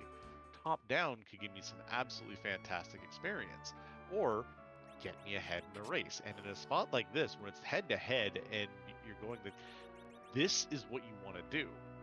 But we also have the fact that we're going to have Dekar. He's going to have a shorter grind, but rhybon is going to have a much shorter set of fights after this. If he instead just goes Cave Bahamut, and if it's a double whammy there, we could have a 5 out of 5 for Dekar and a 4 out of 5 for rhybon. Yeah, that's definitely true. You know, if Wyvern just happens to be hanging out somewhere here, that could make quite a bit of difference. So we shall see, how our runners end up routing the end of this. But it will be very curious to see if Dekar also opts for Mac Giants, or if he opts for Behemoths, Lunar Trap Chests, Lunar Bosses. Lots of different things, that our runners have available to them. And to answer a question from chat, where was Tower Key? It was from D-Mist at the Pale Dim spot, turning into the Pan and then turning into the Baron Key. So quite the chain from that first lunar spot. Yeah, the tap down being such a great spot. And as our restreamer is actually pointing out, there's a lunar sparkle that we are seeing now, giving us the darkness crystal to begin this seed. Was this a darkness crystal? Is this a wyvern? It in fact is Moon, hard required. That Baron key, there is no other way you are completing the seed, and that is honestly giving Dekar a fairly commanding lead, while Wyvern wants to give a little bit of a lick of happiness over towards him. He's just a good little puppy, look at him! I think, what is tongue from? Is that the Nagas? Or the huge Nagas that get summoned or something like that? As a From, matter of fact, the it Tower is of from Babel? the Nagas. Yeah, Alright. the Tower of Babel, and in also Luca Cave is where they're mostly found. Oh, neat. Oh, hey, more sparkles in Baron. Are we gonna get Plague? I'm gonna call Plague, and Ogopogo's in the basement. Oh, Plague is annoying here because it's so long of a crumble skip. No, well, there's Either Ogopogo. That's actually awkward for Yang because he's gonna die here because he's. Oh no, he's not. He is just over by like 1 health. 2 health, but yeah, that's, oh man, that's as close as you really want to get it. Look at poor him, even contributing. And then he picks on Yang for the 8 HP. That's in fact rude. That is classic Ogopogo. He's like, look, I decided that I'm still gonna cause you harm and, you know, get wrecked. But looks like Dekar opting to complete Baron instead of doing the basement throne, and that is a little bit interesting because he could have run into some kind of rude bosses, right? Absolutely, we do still have a couple of bosses out on there. We do have I believe we haven't seen Golbez. So after having completed that that Wyvern and everything else and being basically done, I do agree with the safer of the strats, finishing Baron, throwing down a save, and then seeing what's there. Because if you're ambushed by something unfortunate, his last save was outside of Baron, and having to redo that trek. Shorter time than taking a reset out after completing and seeing what's in the Baron trash can, which, for my money, is, I think we're going to be tossed out a spoon today. Yeah, I mean, that's definitely a reward that could come from here. I still think I'd like to see a pink tail because it'd be funny. It looks like it's a rat tail, so close enough. But that is a piece of key itemry, if you will, that has absolutely no relevance whatsoever to this seed. We have DekarSMASH, who is landing outside of Mist Cave, the entrance that no one ever uses. I wonder if he is going to do the Mac Giant Manip here, or if he is just setting up for something entirely different. Yeah, that looks like a Mac Giant Manip right here. I guess because that is a 3 tile wide, and he starts at 1, so it's 1, 4, 7, 10, and then just kind of goes up from there. Maybe that's why he does it like that. Again, different runners have different ways they like to go about it. That's something we're gonna have to definitely ask him about when we go about this, because counting, we see a lot of people go 1, 2, 3 steps at a time, as we saw rhybon do. But Dekar seems to be going a different approach. We're speaking of rhybon finding probably one of the worst bosses to find in some spots on the moon, especially when she gives you the bop. Well, one of the ruder bosses, but also Mombom is an interesting one because Mombom actually has less health in spots like this where normally, you know, you'd have about 37,000. Mombom loses HP because she goes through and has that explode phase. Normally she would get 9,000 extra, but because of the way the HP kind of tallies, most of the high HP moon spots, you actually need to deal less damage to get her to the explode phase than you would another normal type boss. So it's a really interesting kind of give and take with Mombom. I would still not want to see her here because this is a spot where, as you alluded to, she will punch very hard. But looks like rhybon's going to get through this Mombom. And then it becomes a question of, does he go top down or does he go bottom up? We know that the answer is objectively correct for this particular seed to go to the Murasame ultimate. But we shall see where rhybon goes. Yeah, another power shirt. They were in the forge, but hey, who cares? This one was free, so I mean, you can't argue with free. But see, this is also another one of those things I like talking about when it comes to information back and forth. While we see where rhybon goes, DekarSMASH and rhybon both did the Baron manip. With the reason why the manip was generated was during one of the previous tournaments we had what was known as E can't run. So you can't run from any of the encounters that you have. So there was a couple manips just to find our way to going about there. Is just as it was. Is it faster to do the manip here, or because there is only one encounter that has a searcher who is on its own that brings up one enemy in these Mac Giants? Is it better to seek it out and run around, or run around and do the manip? For the Mac Giants, it's interesting because they are much lower on the encounter table than D Machines are. D Machines, if I remember correctly, are fight 4, and I think Mac Giants are fight 5 or 6. It's a much lower percentage that they show up naturally, so you can spend a whole lot of time running around. It's one of those situations where it takes about a minute to set up the grind, but when you're just running around on the Giant, the other issue is you get a lot of back attacks and surprise attacks, and you can waste far more than a minute trying to set it up. So it'll be interesting to do a little case study on that, but I definitely like going with the approach of setting it up ahead of time. And this is why I like having the back and forth, because I figured that if it takes you way too long to set up certain setups like that, that maybe running and checking is and face checking is a little bit better. But it is really interesting to get a point of view from someone who is a higher tier runner than myself. I'm not bad, but getting information from someone who has run especially these flags and has been more of a prolific runner than myself, it's nice to have your kind of insight and your knowledge here on the couch with me. Well, rhybon taking the knowledge, I think, from the ether and has found himself this Demus and going top down. I'm a huge fan of the top down strats in the first place, and both these runners taking after that means so much to me. Yeah, and this is going to be interesting because rhybon, he has the longer path right now for sure, and he's going to have less levels ultimately. However, this Demist is going to be significantly quicker, and you may even get to see some cheeky strats where he goes and zerks for this second phase, if he hasn't already. Where you just kind of turn the boys loose, or even with Rosa, kind of turn her loose as well, and just let her hit things. It's going to be interesting to see if we get that approach, or if it's a more kind of measured approach. There's the Zerk. Yeah, so one of the interesting things about this is you usually want to Zerk before the actual transformation happens back. Even if you eat a counter mist, it's fine. 1 or 2 mists that you get is fine because you push so much extra damage. Now, you've already seen 1 punch. We're about to see a second punch, and we've only pushed 9,000 damage out of the 30,000 that's here.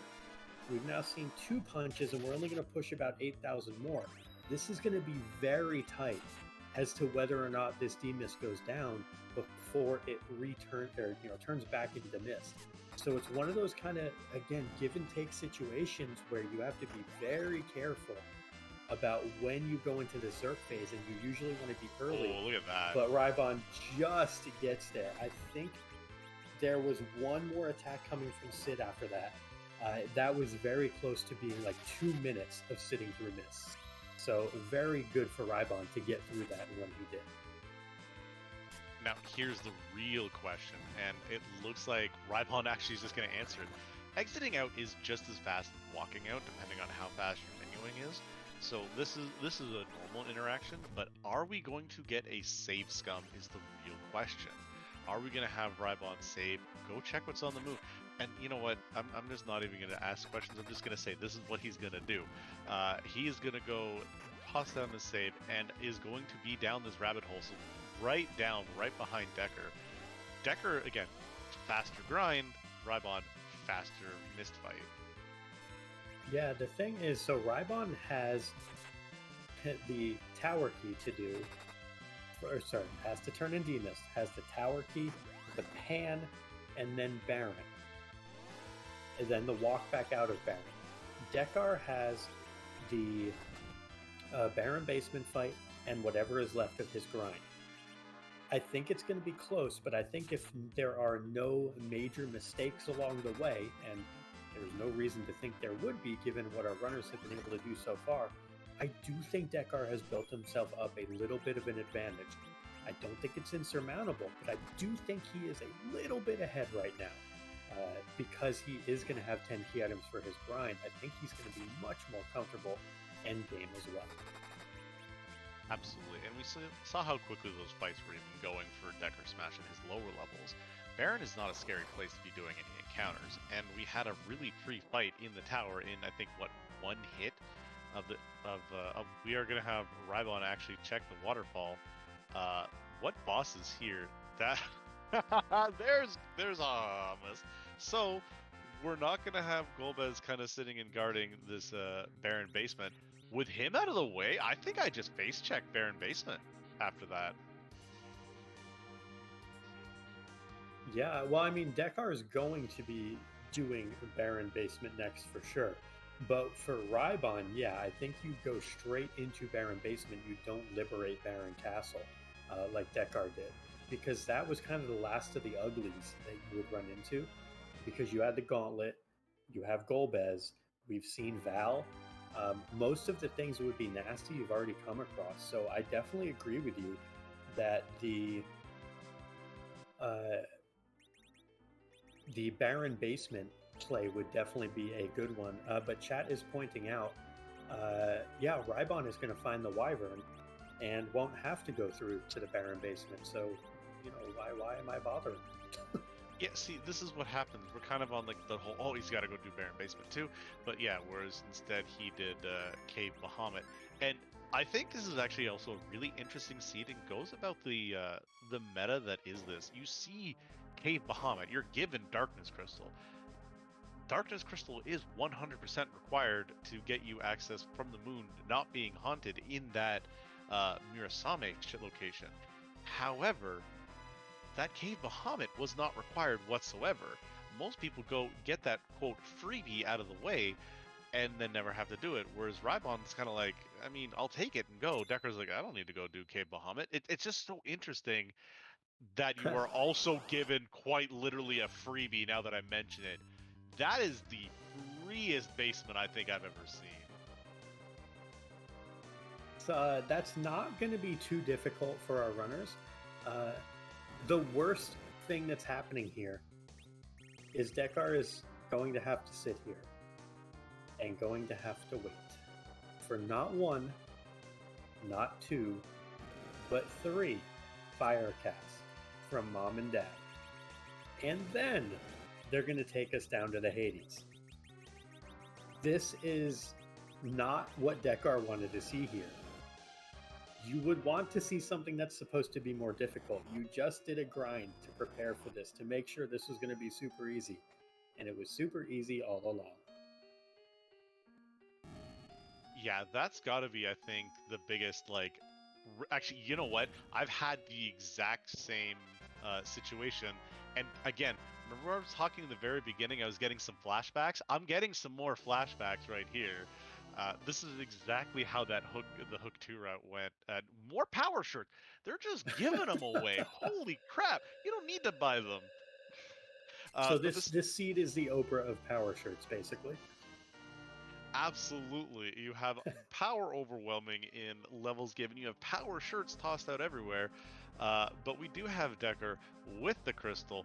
1 hour, 30 minutes, 21 seconds. A fairly average time for getting them back from a seed that looked like we had nothing going on.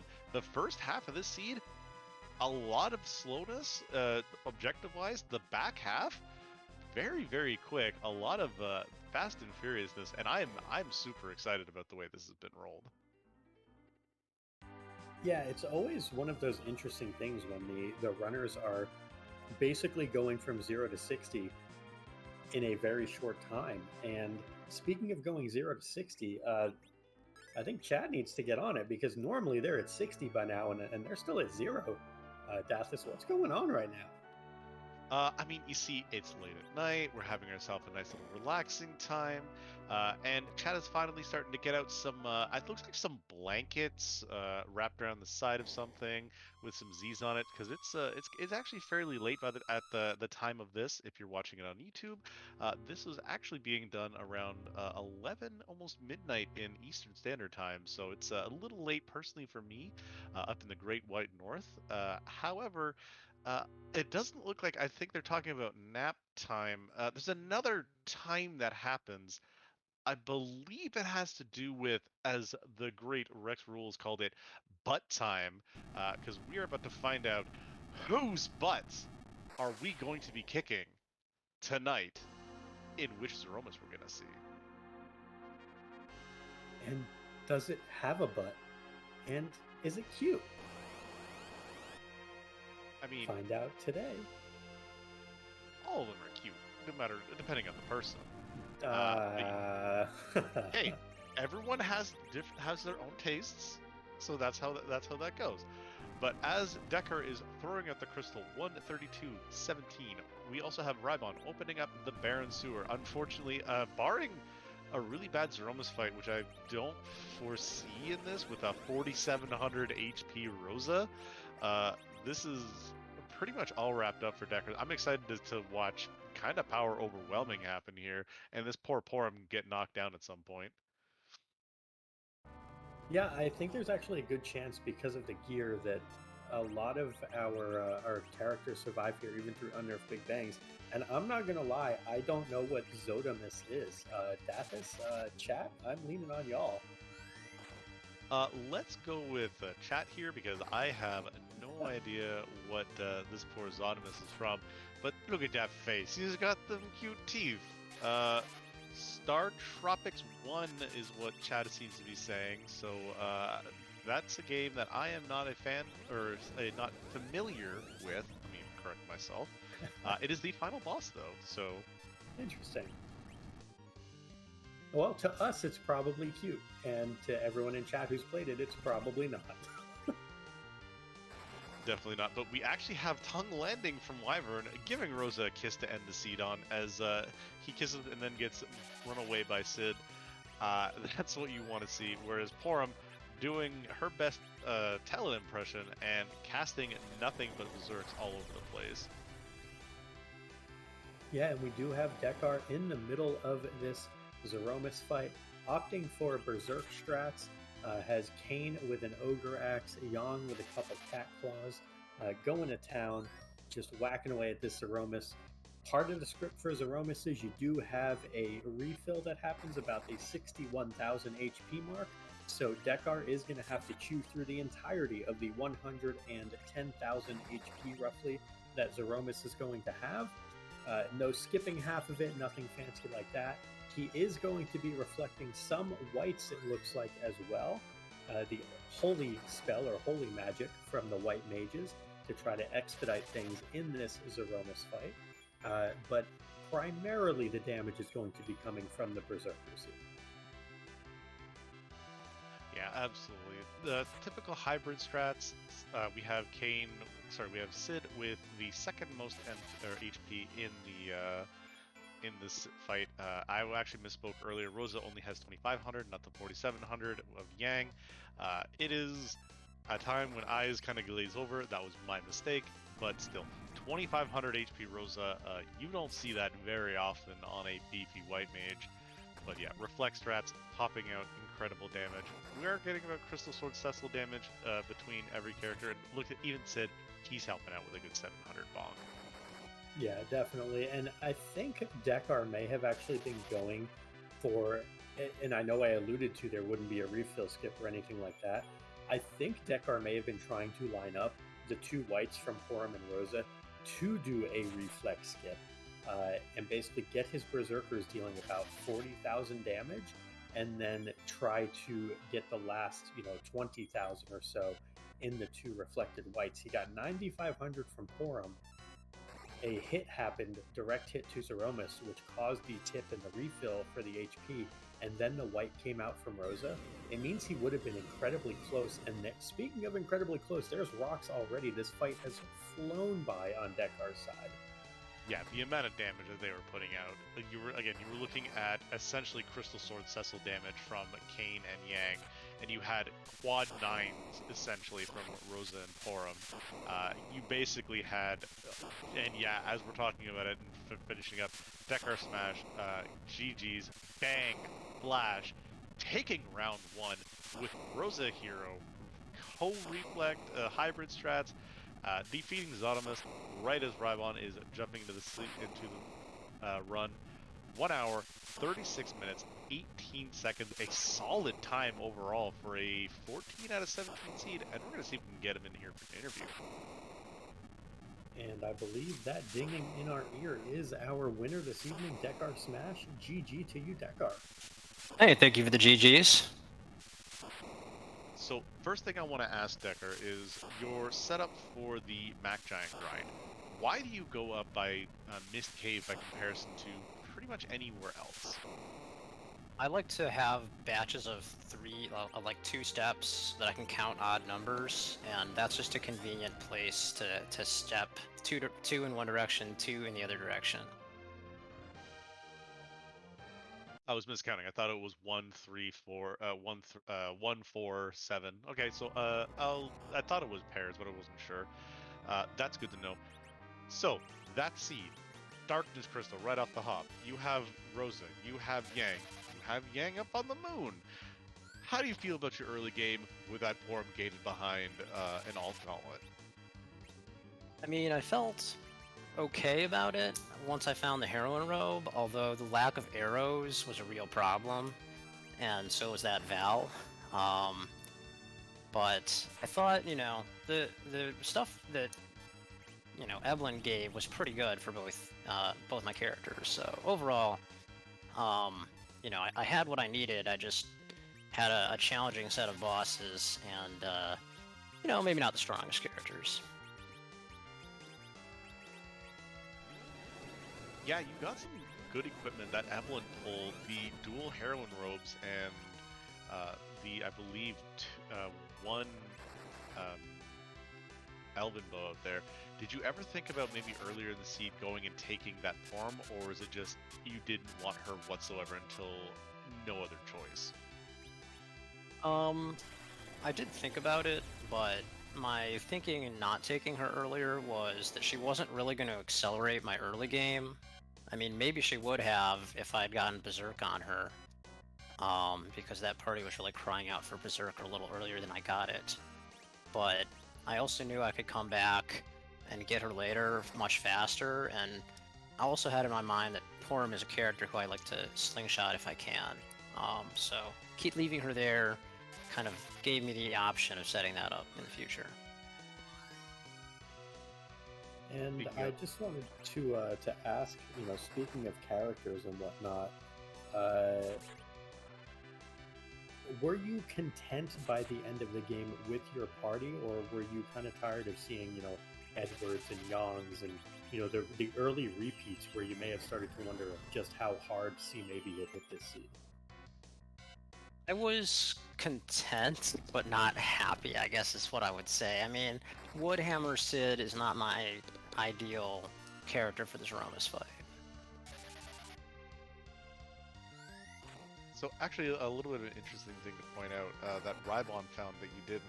In the little mini pathway in Cave Magnus, where normal people would siren for the Mind Flayer fight, there was a poison axe sitting right there. That one lone chest that normally has the cat, I think the Hell Claws, it's called, or the Poison Claw. So we had a poison axe kicking around as well. Yeah, and there were rune axes for sale in Dwarf, I believe, that I thought about going back and buying, but I just thought he's gonna be pretty lousy even with a rune axe, and not in the center slot, and I'm probably just better off keeping him as like a safety chemist. That makes sense. And I did want to ask about your decision. You got to 9 key items and realized basically that you were not going to get to 10 before going to the moon. Was there ever a thought that had crossed your mind of grinding either at 6, 7, 8, 9 key items, or were you hard committed to not grinding until you got to 10? or were you not going to grind at all if you didn't find value immediately on the moon? Yeah, that's a really good question. If I had been at 8 in that situation, then I think I would have picked up the Porum and slingshot her off of Mac Giants. But being at 9 and just needing one more made me think, well, why don't I just do the Mura altar and see if that's something I can beat, and if so, try to spike a 10th there, and then I can either grind or at least be in much better position to go down to the ribbon room. Definitely makes sense. Just wanted to get some of the insights from one of the best runners we have going right now. We've alluded to a lot of your ladder success recently, and you are carrying it through this tournament so far in spades. As far as that success has started, looking forward to your game number 2, which I believe is tomorrow at some point. Anything you're looking to change? Anything that you're looking to plan ahead for? Or are you just going to keep doing what you've been doing? Just gonna keep doing what I've been doing. rhybon is a really tough opponent. I think he doesn't even realize yet how good he's gotten at this game, and so I was pretty nervous about this matchup. But it's good to get off on the right foot with a win. Awesome, and that's actually a really big compliment coming to someone from, like, as we mentioned, from rhybon being more of a pink puff, this being one of his first tournaments, and having not really been through Free Enterprise aside from, again, doing the pink puff league, which is kind of like the beginner quote, as we call it, or to get people pushed up more towards more advanced races and get them into these kind of seeds. But again, very brief praise coming from you, and thank you very much for putting on one heck of a show tonight. Thanks to all of you for doing the good work that you do, and thank you for the GGs, GG rhybon, and I look forward to continuing to race.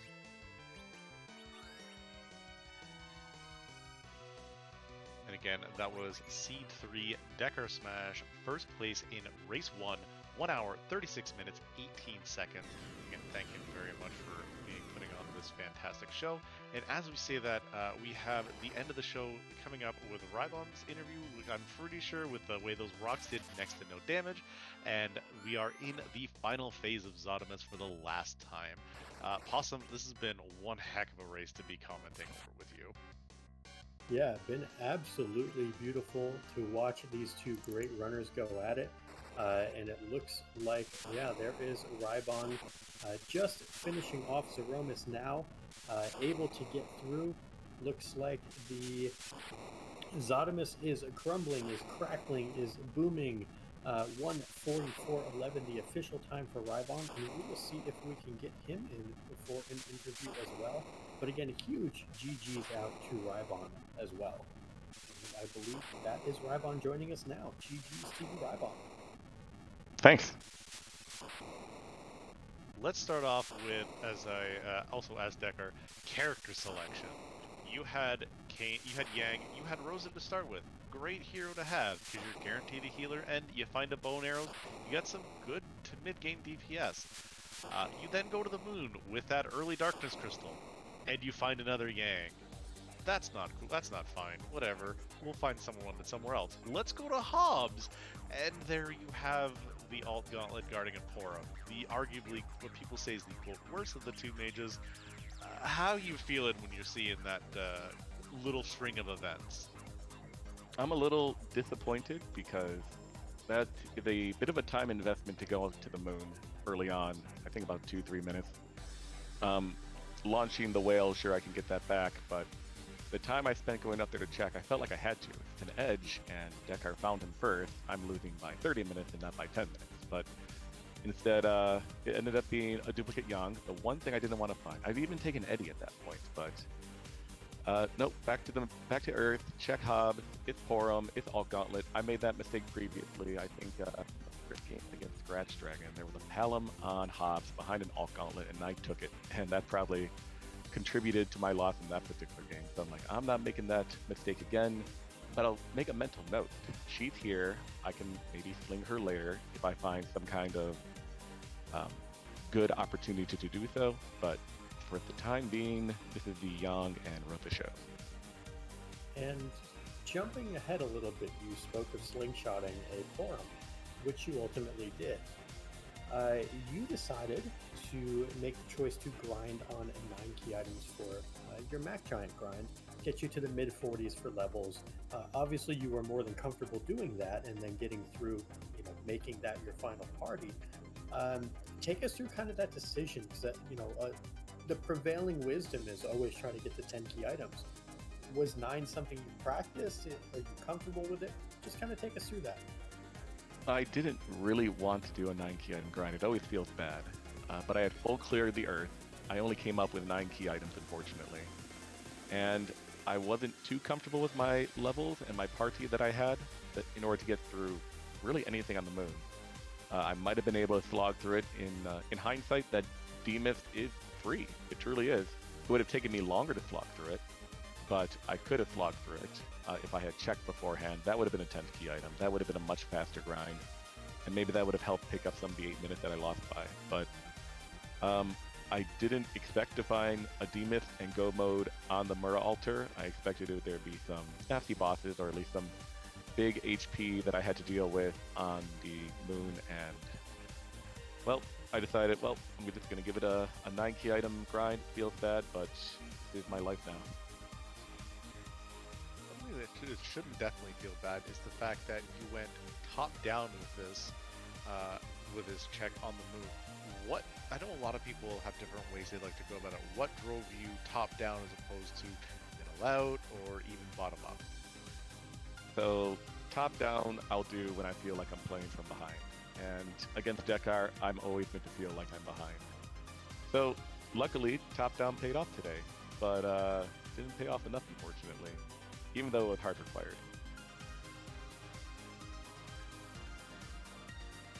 Yeah, the hard required Baron was a nice little shock there. How did you feel about the chain that even got you there? You have Demus from the top of the moon. You had to go back to the blue planet. You had to go through that tower key. You had to just do a whole bunch of fetch quests to make sure to get this Baron key. How was your thinking at that point? How were you feeling about your progress and your progression through the seed at that point? I'm just imagining Pancrad in chat typing chase, like he normally does when you find these kind of things. And I'm like, well, I better do it. Pancrad would say to do it, so I'm going to do it. And if it ends up being nothing, I'm just going to hope that Dekar followed the same chase. Unfortunately, Dekar did follow this chase. I'm not sure if he went, bottom up or anything like that. I'm not sure his path to the moon, and I look forward to rewatching this to try to figure out where I can make up time. But yeah, I think one thing I've heard is when you're going through a key item chain, you just keep going. Yeah, the rabbit holes, sometimes you gotta commit because you never know what's gonna be at the end. And if it ends up with nothing, you end up with nothing. The only time that it would have been okay, that would have been more worth it to go after, would have been, for example, if you had done pre-grind to get your 10 key items and then do so. But yeah, I think overall you ran that seed very well for what was given to you, with a Valvalis guarding a low equipment start, which that's also something else I wanted to bring up, and I have a question. You and Dekar went through 2 different locations. Dekar went right to Evelyn Castle, and you went to Watery Pass. How do you feel about that? Where were you feeling? Do you prefer Watery Pass, or would you ever think about Evelyn Castle? I've done both. I don't mind doing either. Of course, Watery Pass, I believe, is normally superior if you have a tele or a source of exit, which I didn't have. The advantage of Watery Pass, in my opinion, is that you're better positioned to move on to another check, whether it's Antlion Cave or it's Hobbs or something like that.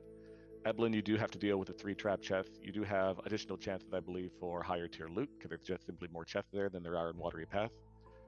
And I don't know, sometimes I just pick one or pick the other. I'm not sure, but I wouldn't mind, for example, like in Watery Path, I picked up that Zeus Rage. I'm like, well, that will get me through one early fight at the very least. It'll get me through Hobbs if it isn't, for example, something resistant to lightning or an all gauntlet. It will get me through. It would get me through Antlion Cave. I didn't throw it. Threw a bunch of Thor Rages instead, and unfortunately came up with a whole bunch of nothing. Now that I think of it, those darn Darkins. But no, I wouldn't. I think this is something I picked up recently. I want to do Watery Path because I feel better positioned. I feel like I'll get enough J items to do some checks, and then I wouldn't mind visiting Eblin when I have an opportunity to actually take out the trap chest there to get the higher tier loot.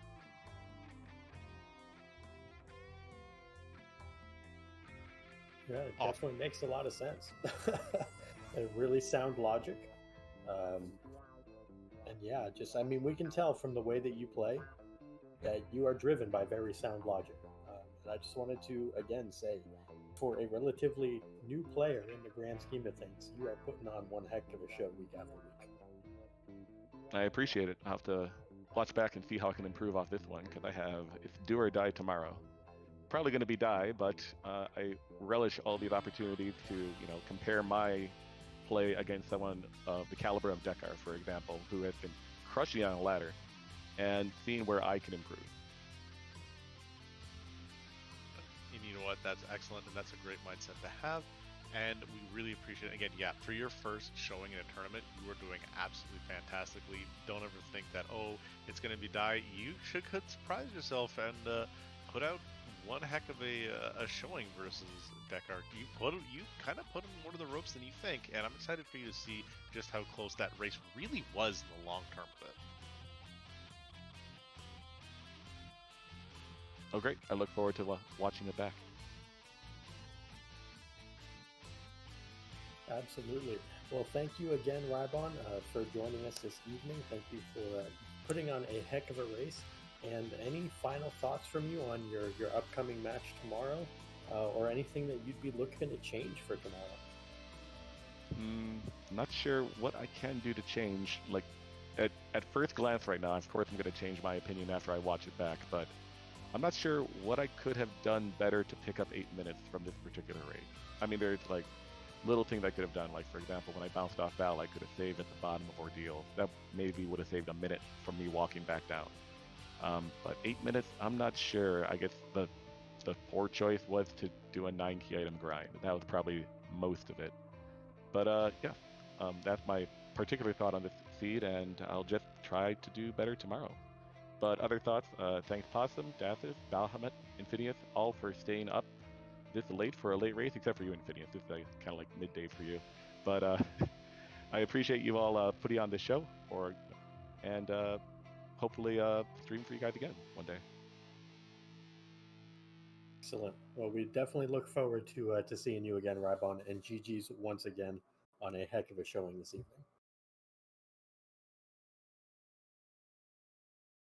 And again, that was rhybon coming in second place at 144.11. GG's out in chat one last final time for him. And speaking of final, that is actually the final race we have for today. Though technically this is now the Saturday, let's actually talk about some of the matches that are going to be happening later on. At 1 o'clock in the afternoon, we have on Free Enterprise, we have Plumeria Knight versus Micro Korgs. That is going to be shown up there. Then at 2 o'clock on Randomania, back here, maybe on Rando 3, maybe even on Rando Prime, or the ever-coveted Ocho, we have Blue Cat Loach versus Pushwall. That is going to be a heck of a game to be watching. And then finally at 7 o'clock as well, we have DekarSMASH and rhybon, the rematching, happening at the very final match on Free Enterprise. So again, 3 great matches to see. Make sure you don't miss them, as that is going to be the remainder of it from myself today. And first of all, again, one big shout out, last shout out to DekarSMASH and rhybon for letting us restream them and for putting on a show. Give them a follow, give them some love, and see some of the progress that they've had. Again, DekarSMASH doing some great ladder work, rhybon coming in from the Pink Puff Leaf and kind of breathing up a tear. Additionally, we have the people working in the background to make sure that Possum and I can talk here as much as we possibly can so that we can talk till we're blue in the face. Infinius putting on the restream, and Bahamut X making sure everything's kept tracked and kept organized. And then finally, we also have the ever wonderful Possum Morpheus, one of the many sages that we have in our Free Enterprise Discord. very wonderful to be doing co-coms with, and to pick your brain is just, it's fantastic to have someone such of your caliber up here in the race booth with me. Well, it is always an absolute pleasure to get to do this with you, Dathis. I think this is probably nearing a half dozen times. Excuse me, we've gotten to do this now, and each one is more and more enjoyable. So I absolutely love being paired with you in comms. And again, as you alluded to, huge shout outs to all of our runners in the tournament, but especially the two you got to see tonight, DekarSMASH and rhybon. Make sure you give them a follow. They are wonderful watches. And make sure, again, for all of the members of the Restream team, to give them your love as well. But I believe, Dathis, that is going to do it for us tonight. I think that we are done here. We got one heck of a race, and we will be back tomorrow on Randomania of some sort for rhybon and Dekar match number 2. Make sure wherever it is that you head off to this evening, that you don't spoil this one. We will find you and we will bonk you. But that is going to do it for the free enterprise this evening. We will let y'all run off on your merry ways. And we do greatly appreciate Randomania partnering with us to let us restream this first match of hopefully 3 between these two great runners. So everyone have a great evening.